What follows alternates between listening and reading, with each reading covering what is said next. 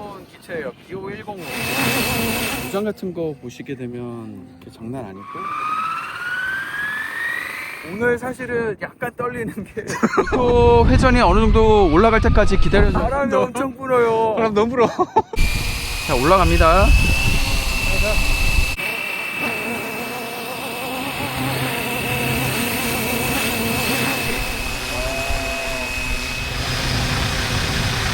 소리가 장난 아니에요.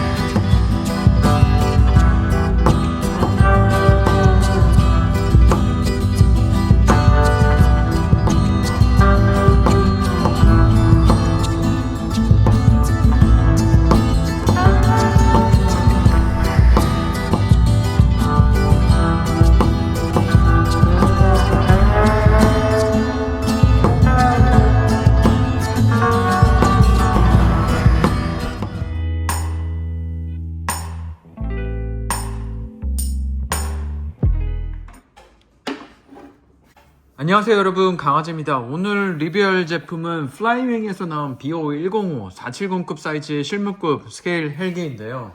이렇게 보면 이게 어느 정도 크기인지 잘 모르시겠지만, 제가 얼마 전에 리뷰했던 헬기를 갖다 보면 이 정도로 크기 차이가 납니다. 지금 사이즈가 워낙 커가지고 제가 굉장히 멀리 놔둔 상태예요. 그래서 에어울프 헬기를 놓으면 완전 애기처럼 보이기는 합니다. 이 제품 같은 경우에는 자이로 그리고 GPS가 있고 자동 비행 모드까지 지원이 되고 있습니다. 진짜 헬기 조종 느낌을 살린 RC 헬기인데,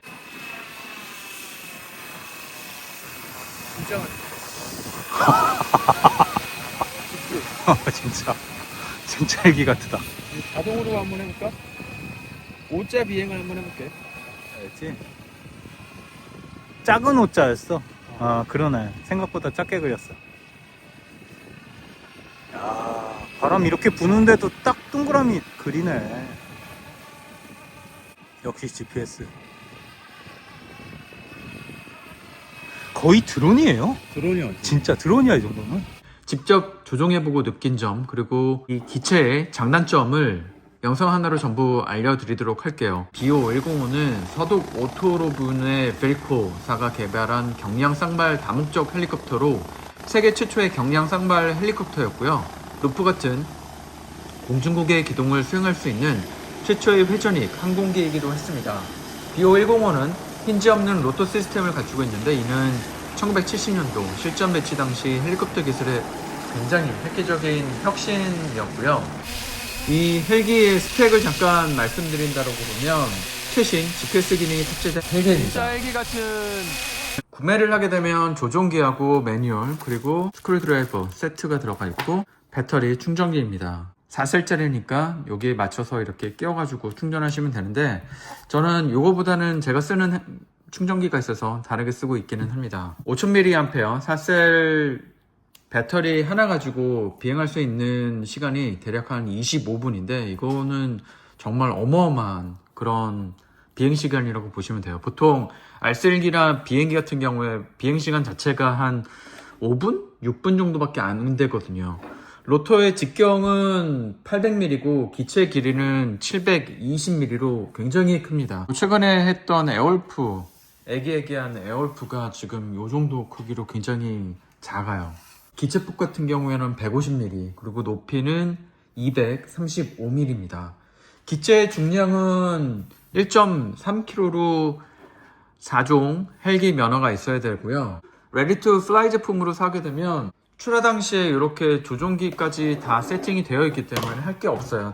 이것만 날개가 빠져 있는데, 이거를 어떻게 하게 되냐면, 날개를 끼울 때는 상단, 하단의 모양이 다르거든요. 그래서 이 모양을 폼이 여기 이렇게 있거든요. 여기다가 그냥 이렇게 90도로 넣었다가 돌려서 앞으로 빼주게 되면 걸리게 됩니다. 혹시 이게 돌아갈 때 여기를 나사를 조이지 않아 가지고 이게 빠지는 거 아니야? 라고 생각하실 수 있는데, 회전으로 들어가기 때문에 이거 절대 빠지지 않아서 안전합니다. 실제 비행 조작감과 퍼포먼스에 대해서 말씀을 드린다면 가장 인상적이었던 거는 비행 안정성이에요. GPS 락이 걸리게 되면 호버링이 거의 정지에 가깝고 수동 조작 시에도 묵직한 실기감이 그대로 살아있었습니다. GPS 락이라는 호버링이 매우 효과적이고요. 조종기 같은 경우에는 엔진 스탑인데 옛날에 제가 한번 해드렸죠. 이 런을 하게 되면 이제 로터가 회전을 하게 되는데 이 스탑을 해버리게 되면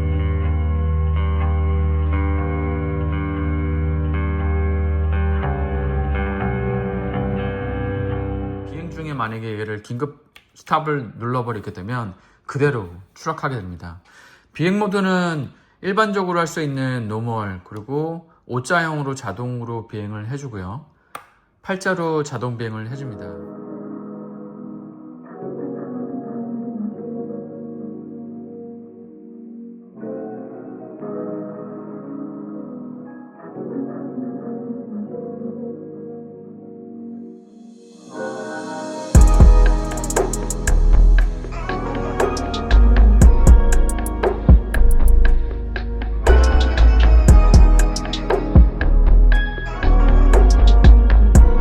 그리고 얘는 홈 버튼 그리고 GPS로 놓으면 GPS를 인식을 하게 되고 3D라고 하는 거는 이제 그 헬기 같은 경우에 안에 있는 FPVL 자이로로 수평을 잡아주게 되는데 얘를 꺼버리게 되는 거예요. 그러면 이 조종기로 헬기의 수평과 전후 이런 것들을 다 잡아줘야 되기 때문에 굉장히 어렵습니다. 근데 고급 중상급자들은 이런 GPS 모드로 놓게 되면 드론이랑 똑같기 때문에 재미가 없어서 3D로 놓고 비행을 하시게 됩니다. 그리고 이런 버튼은 360도 컴퓨터에서 놓게 되면 뒤집게 되는데 저는 헬기는 기본적으로 뒤집는 게 별로 재미없더라고요. 그래서 하고 있지 않습니다. 모터 시동을 어떻게 하는지 잘 모르시는 분들이 있는데요. 여기 매뉴얼에 그림으로 잘 설명이 되어 있습니다. GPS 모드일 때는 어떻게 하면 되는 건지 나와 있고요. 그리고 이 실내에서는 GPS가 잡히지 않기 때문에 3D로 해야 되는데 이거 굉장히 위험하니까 실내에서 절대 날리시면 안 됩니다. 그리고 외부에서도 상급자가 아니라 그러면 절대 3D로 하시면 안 돼요. GPS 모드로 하셔야 되고 굉장히 사람이 없는 곳에서 비행을 하셔야 됩니다. 요거 그냥 읽어보시면 바로 나오기는 하는데 제가 어떻게 하면 되는 건지 보여드리도록 하겠습니다. 모든 스위치는 전부 다 위쪽으로 가게 됩니다. 근데 이제 우리는 여기서 3D로 할 거니까 모드를 3D로 바꿔요. 그러면 이게 파란색으로 변하게 됩니다. 이때 얘를 한 몇 초 정도 7시, 5시 방향으로 놓으면 얘가 깜빡깜빡 거립니다. 그때 얘를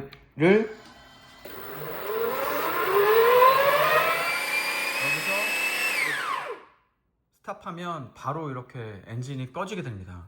GPS 모드 같은 경우에는 똑같이 GPS 모드로 하게 되면 여기 노란색으로 이렇게 변하게 되는데 GPS 신호를 얘가 잡게 되면 초록색으로 변하게 됩니다. 그때 아까 한 것처럼 7시, 5시 방향으로 놓고 그린라이트가 깜빡깜빡깜빡 거릴 때는 모터를 런으로 내려주고 얘를 스위치를 위로 올리게 되면 GPS 모드에서도 기체가 이륙하게 됩니다. 이 기체의 장점과 단점을 말씀드리게 되면 일단 장점은 실물에 가까운 디테일한 외형이고요. FPVL GPS 자이로 탑재로 정말 초안정성의 그런 비행을 보여준다. 그리고 비행 시간이 배터리 하나라고 25분 비행인데 완전 미쳤습니다.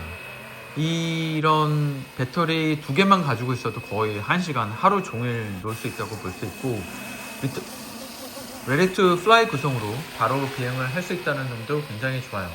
물론 본인의 조종기가 있다고 하시면 조종기에 세팅해서 하시게 되면 됩니다.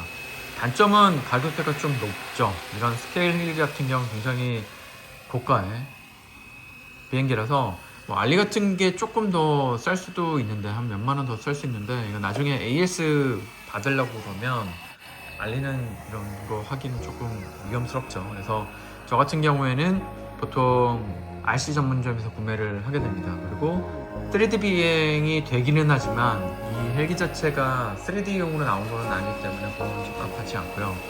구매 추천과 대상을 설명드린다고 그러면 강아지 플라이윙 BO105는 특히 스케일 RC 헬기를 찾는 중급 이상의 파일럿 그리고 실제 조종 느낌과 비주얼을 즐기고 싶으신 분들에게 굉장히 추천을 드립니다. 특히 이런 470, 450급부터는 헬기의 소리 자체가 진짜 헬기 소리가 나기 때문에 필드에서 비행을 해보시게 되면 아드레날린이 막 이렇게 뿜뿜 나오는 걸 느끼실 수 있어요. 그리고 GPS 기반 자동 비행에 관심 있는 사용자 같은 경우에 이 비행기도 좋습니다.